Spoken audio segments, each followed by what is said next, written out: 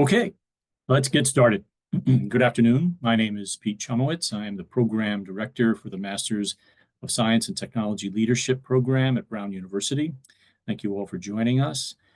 Today, we're going to be taking a sort of a quick tour of our curriculum, and then we're going to spend a few minutes chatting with a recent alumni who's back in the program as a teaching associate who works for Deloitte Consulting. So let me share my screen and we'll get started with the presentation.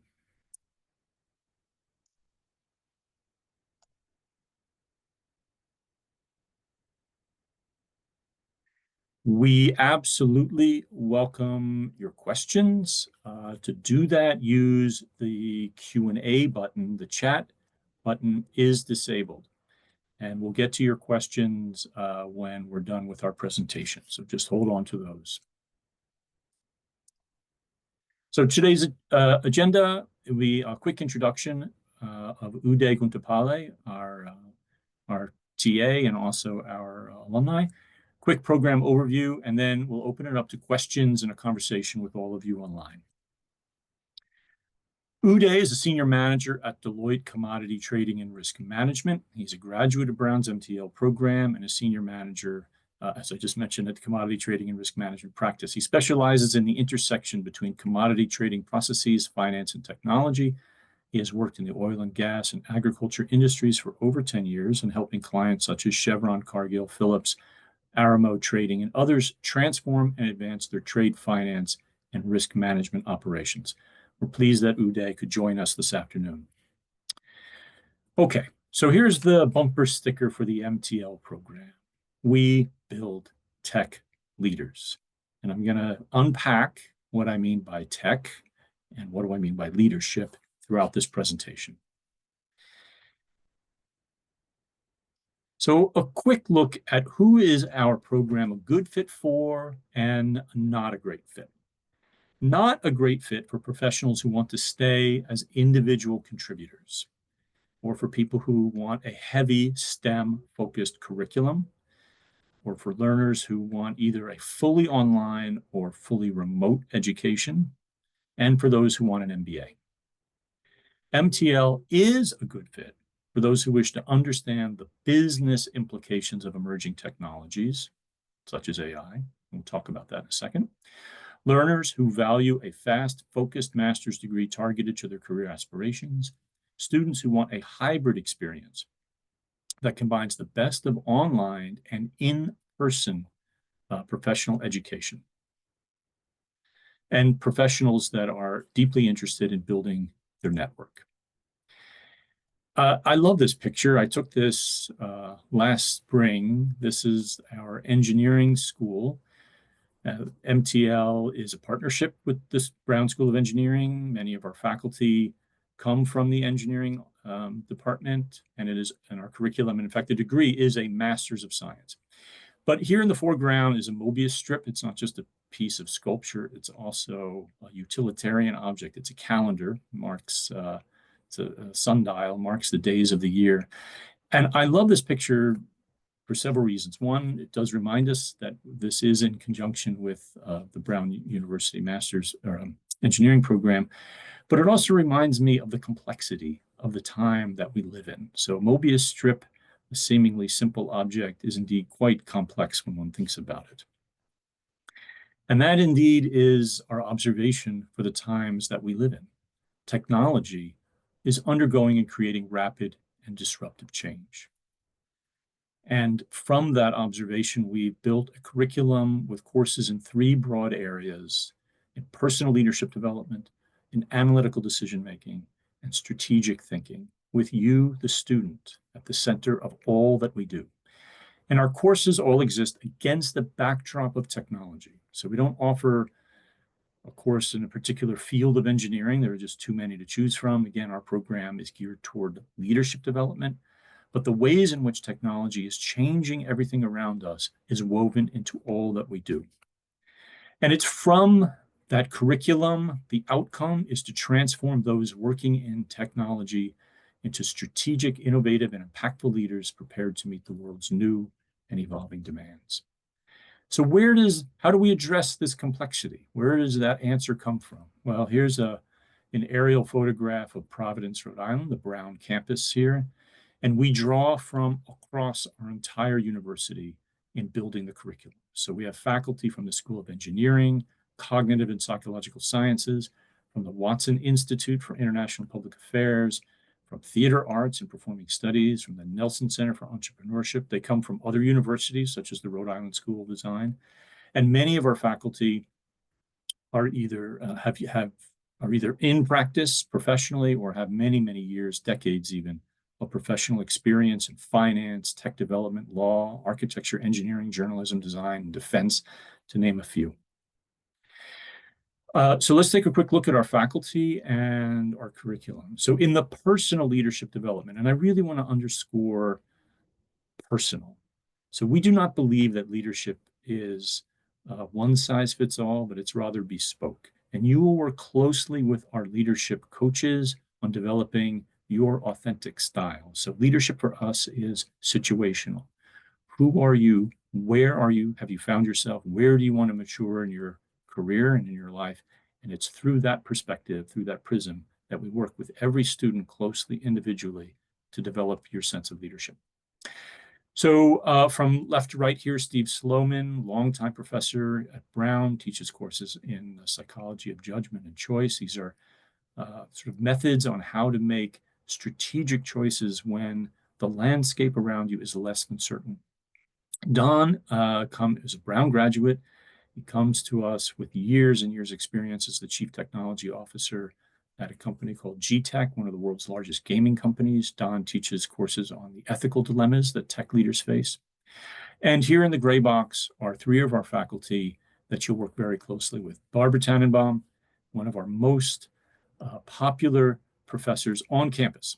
So her undergraduate course has an over 2-year waiting list. This is on how to persuade others in communication, persuade them with your body language, persuade them in speech, persuade them in writing, since she comes to us from the theater department. So you don't have a 2-year waiting list with Barbara and her team of coaches. She's part of the curriculum. Ed, and you'll come to campus twice. So you come to campus for 4 days in the fall to work with Barbara and her team on communication. And then you come again in the spring to work with Ed and Robin and our team in leadership development. In analytical decision-making, Ruben he teaches at RISD, he teaches at Brown, he's on the staff of the Washington Post, and his course is in how to persuade your audience through visual storytelling. So how to use data analytics visually in your presentations.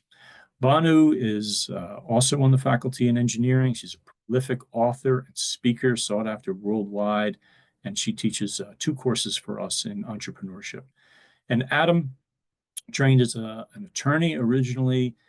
He's worked for hedge funds, and he has his own private consultancy, and he has 2 courses in data analytics, so descriptive analytics and predictive analytics. In strategic thinking, Stephen Porter, I like to say, is one of Brown's polymaths. He teaches, I think, in almost every department. At Brown, I believe he's like our chief sustainability officer, and his course, hugely popular among the Brown campus, the technological causes and solutions to climate change. Pat teaches 2 courses in finance, and Uday, who's with us, is our TA in that course. Pat's not teaching it for us this year, but we have Mike Paul, who's highly accomplished financial professor. And I'm sure Uday will talk about that. Banu again, back with leading innovation strategy, and I teach a course in futurism and strategic planning. We have a very unique component to the entire curriculum, and it's the Critical Challenge project led by our academic director, Larissa. So this is a project that you identify. It's your idea, your concept. Many of our students will tie this project to the workplace, and there's a lot of advantages to doing that. One advantage is, I like to say, you get to double dip, so you can work on a company project while you're working also on a school project. It also helps students leverage additional tuition assistance from their employer, because you're solving an important company problem. So students will often choose a high risk, high reward kind of problem, one in which the assets and the opportunities at an Ivy League university can help address. A couple of examples of the CCP. I don't need to read through all these in detail. You'll all get a copy of this presentation, but you can see how diverse they are. Some come from finance, some come from agriculture, some from healthcare, some from big tech. But all of these problems are very important to the individual, important to their career. We find, again, those that tie their CCP problem to the employer often help accelerate their career because you're involving your superiors, you're involving the company's leadership, and you're getting a lot more visibility. And at the end of the CCP, you're going to have a substantial body of work in which to move an idea forward. There's also another component to our education. It's included with your tuition. It's completely optional if you'd like to avail yourself of one of 4 online certificate courses at Oxford University at the Said Business School. So ESG and Sustainable Financial Strategy, AI Ethics, probably one of our most popular ones at the moment, Cybersecurity, another very popular course, and FinTech. So we put all that together. We put the curriculum together on this backdrop of technology. And what is the toolkit that we're endeavoring that you walk away with? It's a greater ability to navigate and to thrive, not just survive, but to thrive what are very common volatile business situations, like, top of the list, AI revolution that's changing everything. Navigating change, resolving conflict, analyzing markets, decision-making, defining one's ethical compass, addressing sustainability in all of its forms, not just environmental, managing crises, developing new products, expanding globally, building and managing teams. Offline, Uday and I were chatting for a minute about how his work is going, and I don't want to steal his thunder, but it sounded like he's pretty much neck deep in all of those bullet points with his clients at the moment. I'll let him expand on that. Program overview. It is a Master's of Science. It is not an Executive E program. Partnership with the School of Engineering, 12 months. You can start in the fall or spring, and we go for 3 consecutive months. So we break for winter break in December, January, but we do not break for summer. So you can start in the fall or in the spring. It's a low residency format, so courses are online. There are live synchronous sessions for every course every week, usually on a Tuesday or Thursday evening. There's also office hours. We want to give students as much opportunity to get to know each other and their faculty without having to quit your job and move to Providence. So you come twice for, again, the focus on persuasive communication and the CCP. Those two work together, and the leadership. And then everything else is online, both live and asynchronously. On average, students have about 10 years of work experience, and the tuition is $75,000. A quick snapshot of how all of these courses lay out for the year. So you can see here above the line, the courses outlined in black are the ones of why you're coming in person. So in the fall, you come for the CCP and the communication, and then the 3 courses below are the ones that you work on online. Similar format in the spring. You're not taking all 6 at the same time. You'll take 3 for half a semester, and then you switch to the other 3. Summer, lightest semester, 2 courses in finance, again, that Uday can talk about, and the technology ethics course. And summer is when most of the students tend to take the Oxford certificate. Where do our students come from? They come from all across the country. We always have a few that are international. They come from big tech, Amazon, Google. They come from the hardware companies, from Cisco and Dell. They come from consulting, Deloitte. They come from finance, many from the government, from defense and defense contracting. Those that are transitioning out of the military, for example, find the MTL program particularly valuable. Return on investment, about 84% promoted within a year of graduation. Nearly half are promoted while still in the program, and about a quarter are promoted to vice president or C-suite.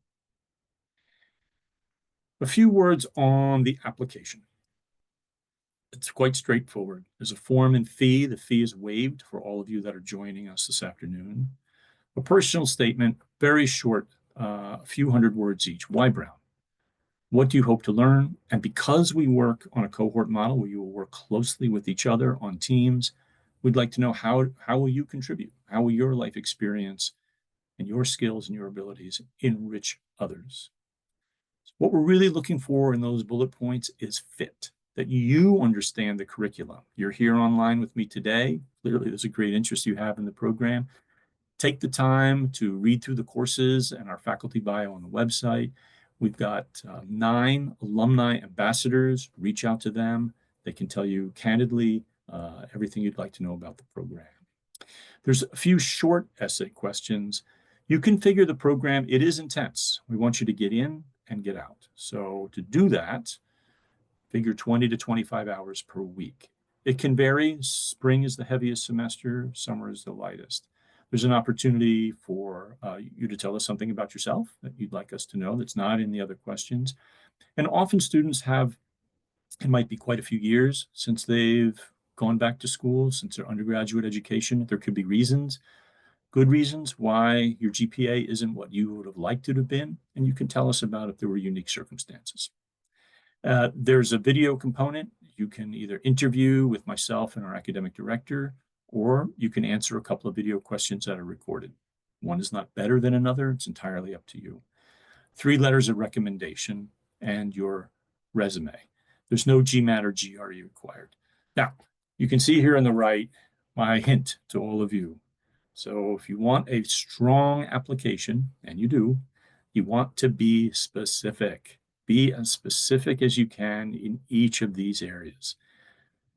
So sure, you might get help. I'm sure you can apply to other schools and you might have an AI engine help you answer the questions. Fine. But be sure you understand that this is the right program for you, and that's what our admissions committee is looking for, is that you understand the uniqueness of the MTL program.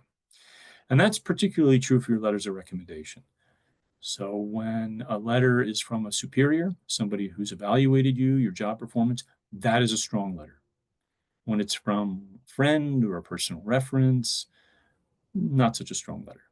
Okay, so the more specific, and again, in your resume, what was your role in that company? Be very clear about that. How long were you there? What was your contribution to the organization? So the more specific you can be in all these components, the stronger your application. Application dates for the fall coming up, that's closed. But if you'd like to join us in the spring, we have a priority review, which is coming up September 3rd. And then the final deadline is November 1. This is for starting the MTL program in late January 2026. A priority review means that you're given better consideration for a scholarship and for admission. So it's a highly competitive program, Ivy League school, the seats fill up. And so the earlier and we work on a rolling admission basis. So when you apply, you'll get an answer from the admissions committee in a week or two. So applying early gives you a better shot at being admitted. It also helps give you a better chance of getting a higher scholarship because, again, the scholarship money runs out each year. My last slide on scholarships. So we offer several. Every applicant, every student is automatically considered for a merit scholarship. It maxes at 30% of the total tuition. That's not a guarantee up to 30%. Again, it's based purely on the strength of your application. We offer an employer match. So if your employer has a tuition assistance program, we will match up to 20% of the total tuition of the amount that your employer contributes. So if your employer is able to contribute 20% of the tuition, we will match that for a total of a 40% total reduction in tuition. We also have an alumni referral, and that's a guaranteed 10%. So for that to work, you have to have one of your 3 letters of recommendation has to be from a Brown University alumni. Lastly, we have a number of B2B business relationships, partnerships with corporations around the world. And we offer them a memorandum of understanding. We will guarantee a percentage scholarship for every admitted employee. So if that's something that you or your company are interested in developing with us, please contact me and we'll take up that conversation. Okay, that's it. I'm now going to switch gears a little bit, and we're going to spend a few minutes talking with our alumni, Uday. Uday, thanks for joining us. Good afternoon. Peter, how's it going? Good, good. So I want to go back in time a little bit. So you put yourself back in yourself, your shoes. You're at Deloitte. You got crazy clients, that bullet list that I just described. I'm sure that felt familiar to you.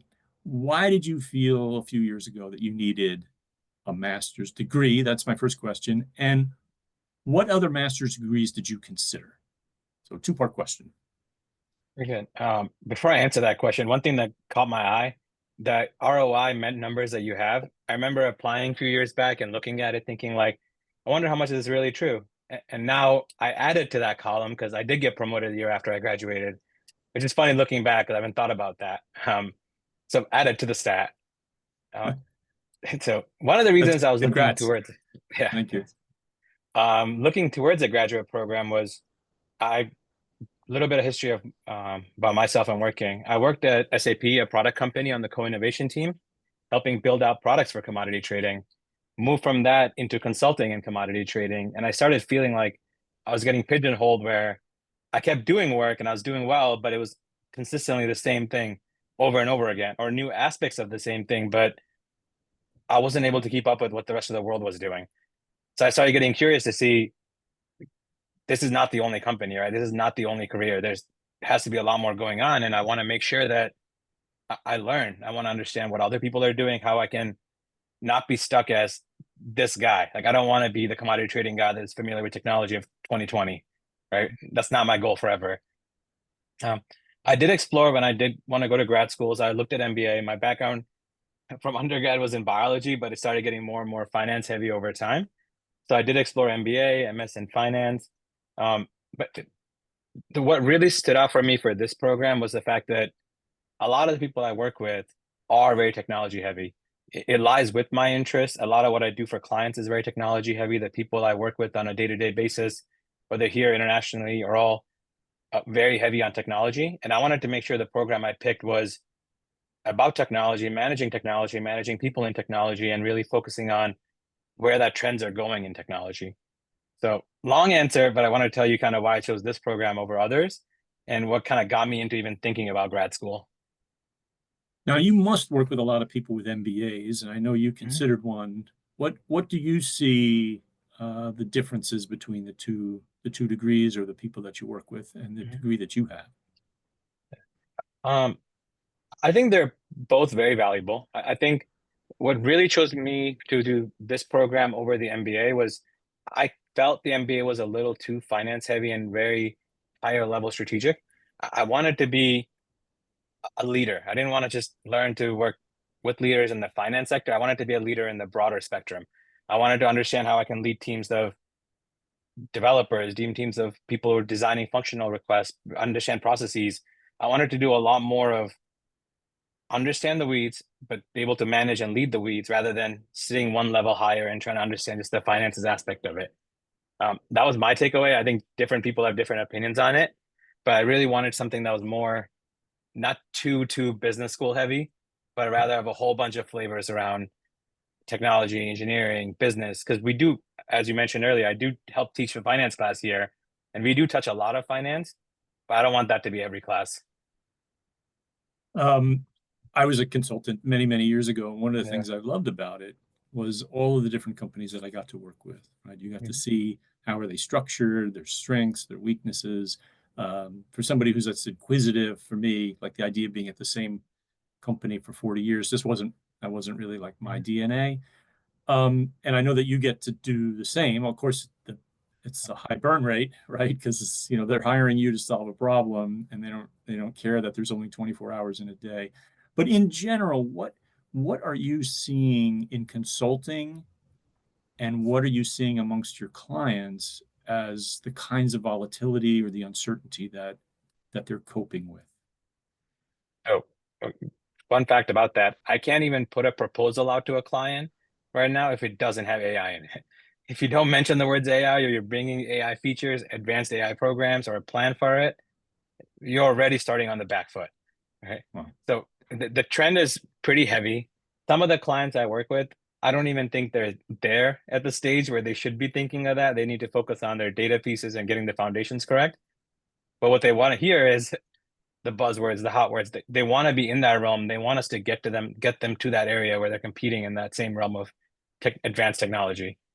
So it's constant. It can't go somewhere where the leadership focus of the clients is not on get me there. If I have to fix data and foundations to get there, show me the way, right?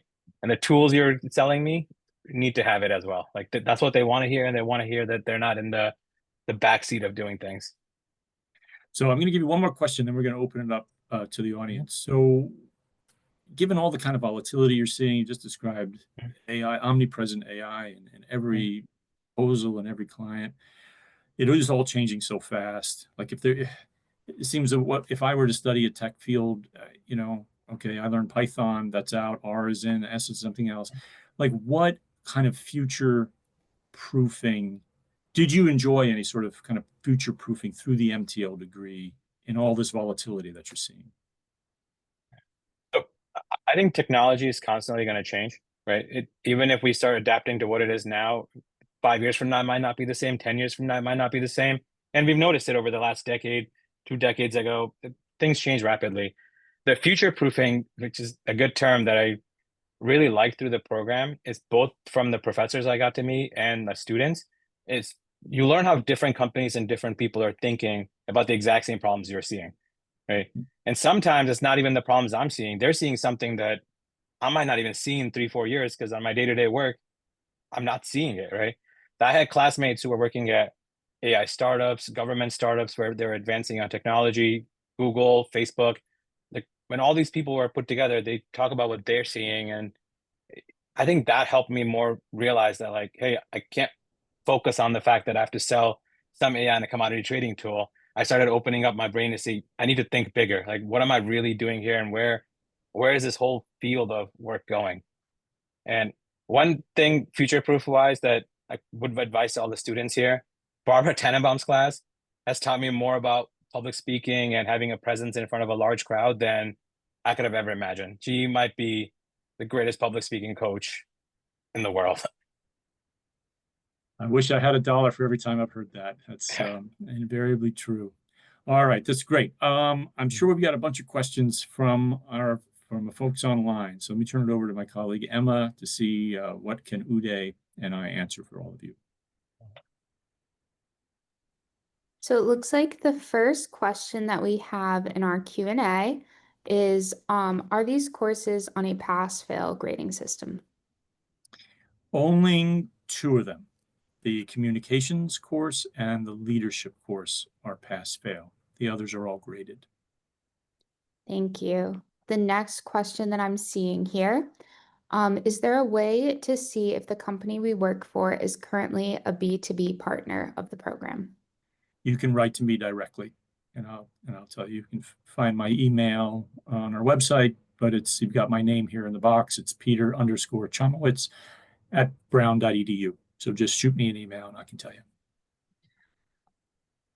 Some other questions that we've had come in.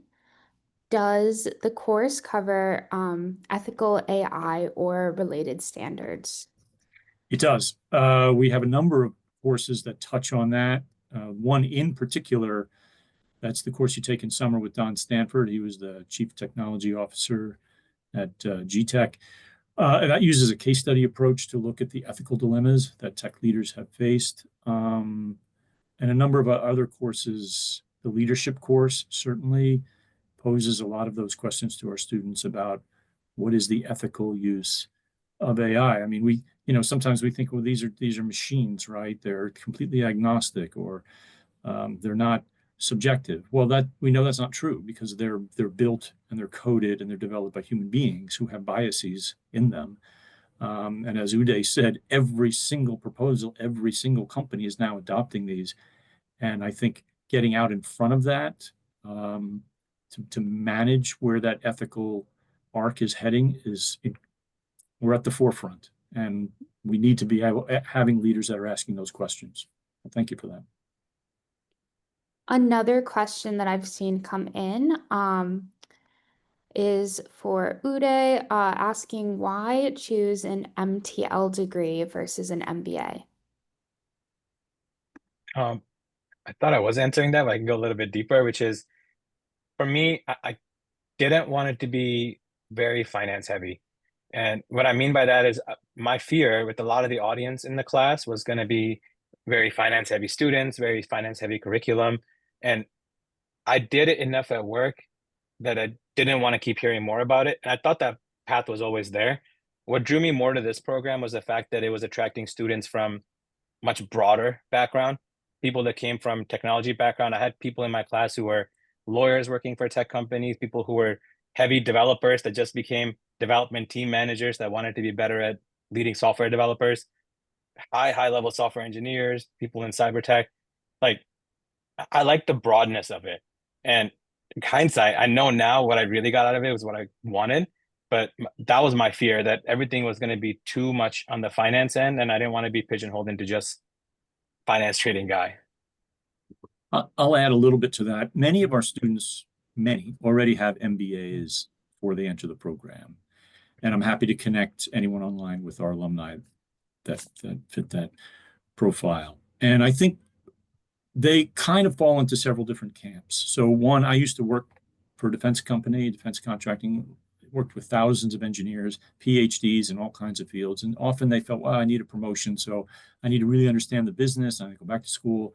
I have a PhD in chemical engineering. They go get an MBA, and then they're stuck in the finance office. And then they call me and they go, Pete, why did I do that? I don't want to stop being an engineer. I don't want to be an accountant. I don't want to be a CFO. So I have more to say. I have a greater ability, I feel, to lead within my discipline. And I think that's something that I often hear from students, is a story like that. MBA is a generalist degree, and it's either ops or finance or marketing. And I think for people that are at that intersection, that all of our students find themselves intersection of technology, business, and leadership. MBA is not, it's a great degree, absolutely, but it's not the one that's going to help them in the next phase of their career. So those are some common themes that I hear amongst our students. Okay, Emma, another one. Thank you. So I have quite a few questions coming in regarding tuition and funding. So in the chat, I am going to drop the registration link, as we do have a Finance Your MTL degree session coming up in late October with the Director of Financial Aid here at Brown. The next question that I'm seeing is for Uday again. What are the key skills you feel like you left the program with? I think there was a lot of really great skills. The one that I cannot emphasize enough as my number one is the public speaking and stage presence and the ability to kind of get a message out that Barbara teaches you through her class. It's the 2-year wait for her undergrad makes sense. She even teaches you like how to stand properly and to be comfortable in your own skin when you're presenting. Amazing. And she does it for many executives, like high level politicians. Fantastic class. Sloman's class on decision making, another massive class where you start thinking about why certain decisions are made the way they are and what people really think through. Like he uses something simple examples such as like if $100 item is $5 less, like so far away, you're willing to not make that drive. But if a $10 item is same exact $5 less, you're about to go make that drive. So he starts questioning what makes people think about why they're doing something when the final value is the exact same. And start thinking along those lines. And a lot of the classes, what you learn is very valuable. And massive takeaways when you're learning these things. You work with other people who are very seasoned in their careers as well. And they're also thinking about the same things with you. And you start realizing that, hey, maybe you're not in this isolated thinking. There's so many people successful in other companies who are also thinking the same way and having the same questions. And a lot of those people I still talk to on a daily basis, sometimes just to trash about random things, but you build this massive network where you kind of target this world together. Another question. Yes, our next question. Looking back, what's one thing you would change in your approach to balancing coursework with your job requirements over the 12 months? Well, that's a good one. Uday. I'm not going to lie and say it's easy. We're choosing to do this, right? Especially some of you, if you are in the consulting field, work does come up. It's very cyclical. Sometimes it's easy where I can take on a lot of schoolwork. Sometimes I did have to exert myself to be, I signed up for this. I want to take something out of this. I want to put in the effort. Um, Even now, like I chose to come back because I do like the program a lot. I want to give back to it. It does take hours, but it's a choice because I think the return is so valuable that it is worth the extra hours on top of work. That's a question I get all the time. Mhm. What does success look like? And Larissa, our academic director, and I both say the same thing: time management. So be sure that you've got personal support. People around you know you're doing this. Nights and weekends for a while will be full, and professional support. And again, that's why that CCP can really help you, because then you're getting that support from your superiors, from people around you in your organization that know you're doing this thing at Brown and you're working on a company problem, and maybe they can help adjust your workload. So having that support and budgeting your time. Emma? So I've had a couple questions come in asking if it's possible to be a part-time student, or to just take one class per semester. You can't take one class per semester, but you can be part-time. And part-time means literally half-time. So you can finish the program in 24 months instead of 12. I will tell you that we have almost no students that do that. And the reason is twofold. One, busy professionals like Uday is describing don't want this to drag out, right? Like, we've created a program that's very focused. Yes, it's a lot of work, but from day one, in a way, the light is at the end of the tunnel, 12 months. 24 months, that's a pretty distant hurdle. The other reason is we're really built on the cohort model. Uday has been describing how much he got from his fellow classmates, from the small groups, from those group projects. And you won't have quite that same experience. But it's doable within 24 months, yes. Thank you. I have a question here about the CCP. What is the expectation for the final project? Are we looking to develop a proof of concept or a deliverable product? It's really up to you. It's your project. The deliverable, there are kind of stage gates. It's a 1-semester course, and Larissa takes you through a defined process to unpack your idea and to really bring it to maturity. For some students, so the outcome, there will be a paper, there will be a presentation. This is why it works with your communications class, because there's a pitch. Like, if you're going to take this idea and you're going to pitch it to investors or to a board or to colleagues. So the deliverables take several different forms. But for some people, the focus might be on business creation, like entrepreneurship. So that could be one of two kinds. That could be greenfield, that's a new startup, and we've had students do that, and they've been successful at it. And we've had some that are building businesses within their current employer. And so for them, it's a business plan, it's a proof of concept. Some are very technical in nature. I won't say that they're, soldering a motherboard or literally 3D printing a prototype, but it could be a business prototype, a financial model sort of prototype. So it really takes the form that you feel has the most value as an outcome for your idea. Great question. Thank you. I am going to put out a last call for questions. We have a couple left in the Q&A to still answer, but if anybody has any final questions, please submit them now. The next question, what is the typical age range of the students who are enrolled? They have about 10 years of experience. So in their 30s is typical. Some have fewer, as few as 5 years. That's pretty exceptional.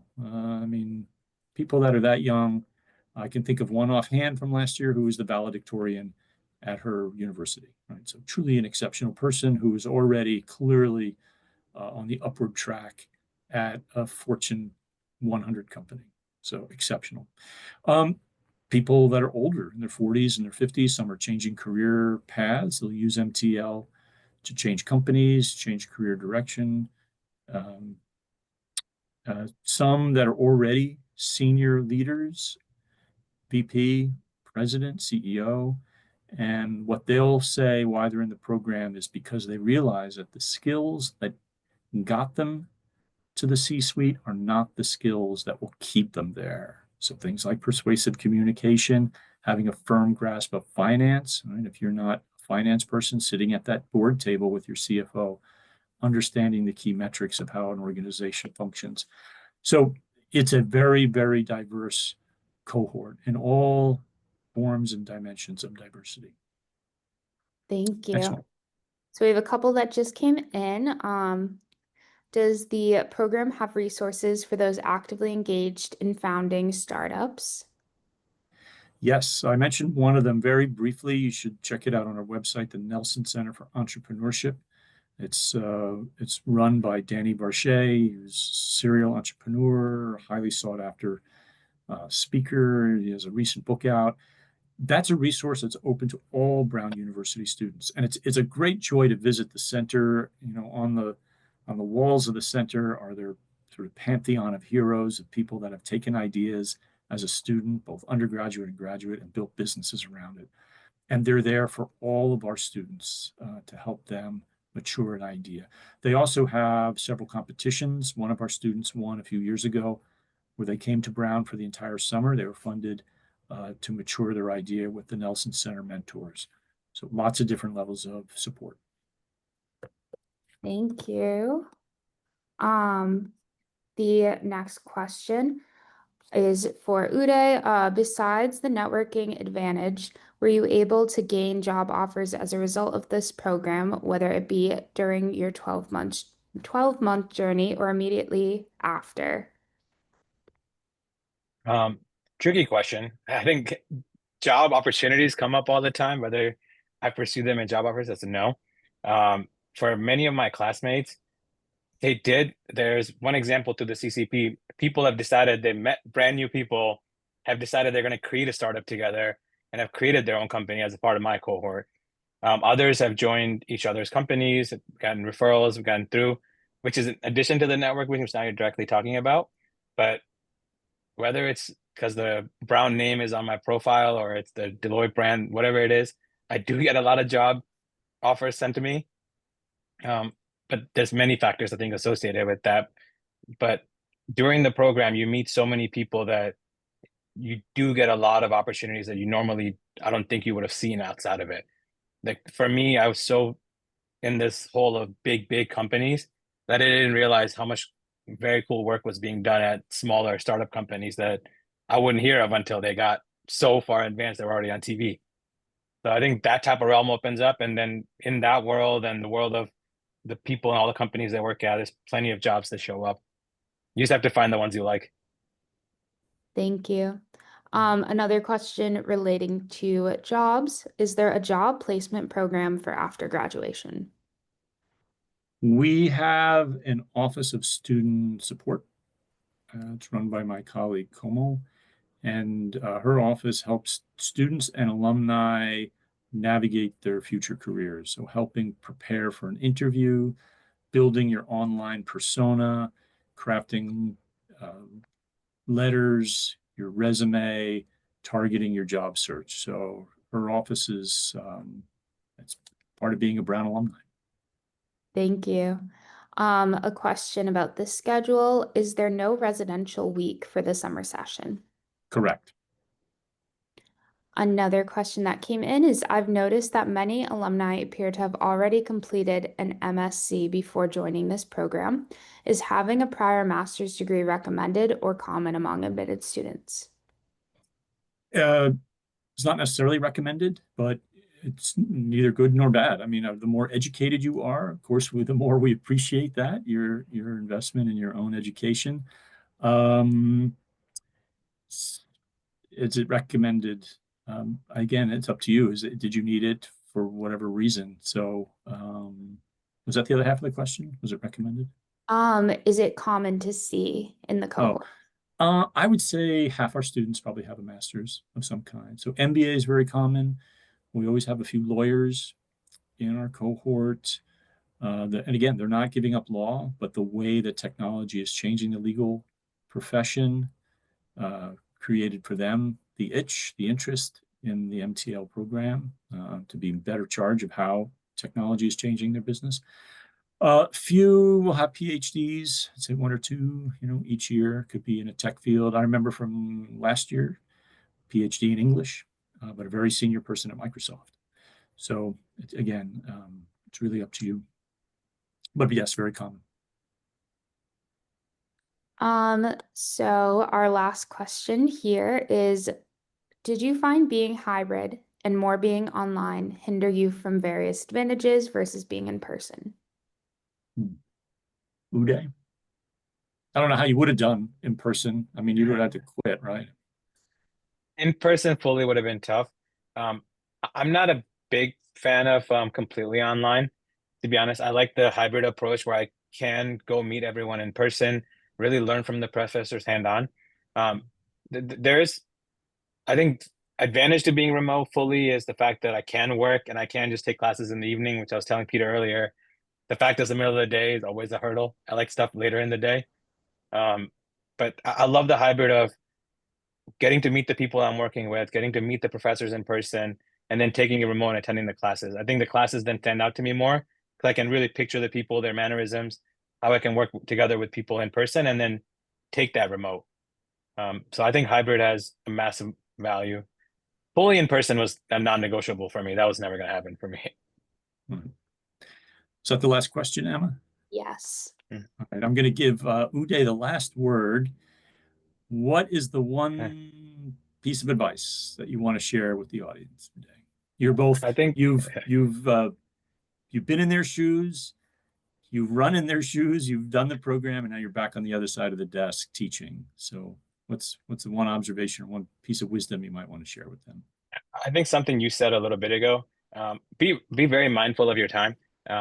When you're doing a program like this, there's a lot to gain from it, but you gain things when you give it the time it's due, right? If you're signing up for a program like this as well as your work, make sure you can devote the right time needed because there's a lot to take from it. If you're going to take a lot, it needs something you have to give as well. So I think it's something to be ready for and then take advantage of it, right? It's like all this is at your arsenal. This is very like accomplished people, accomplished teachers, accomplished things. Like the stuff you hear is not that common in the world. It's there. Everything's in the internet. There's so much stuff you're not going to find it if you're out there digging on your own. Maybe you are, but it takes way harder. So take advantage of the time and the fact of the people that you'll get to meet. That's great advice and a great place to end. Uday, thank you so much for all that you've contributed to the program, for being with us today. Thank you, Emma, and thank all of you online for joining us. If you have any questions at all, you can find me, you can find my colleagues, Susan and Gabby, our recruitment professionals, also available to help answer any questions you may have. Take care, everybody. Have a great day. Thank you all.